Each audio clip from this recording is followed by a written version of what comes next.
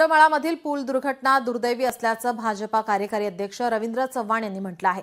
दरम्यान या पुलाच्या कामाबाबत खासदार संजय राऊत यांनी रवींद्र चव्हाण यांच्यावरती टीका केली होती। यावर रवींद्र चव्हाण यांनी त्यांना प्रत्युत्तर दिलं आहे।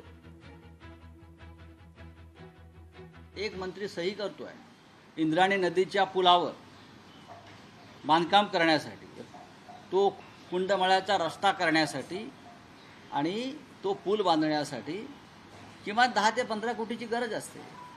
पण पीएनी पत्र टाईप केलं, कोणाला तरी खुश करायचं आहे, पत्र द्यायचं आहे, चला तुमचं काम मंजूर केलं। संजय राऊतजी हे विश्व प्रवक्ते आहेत,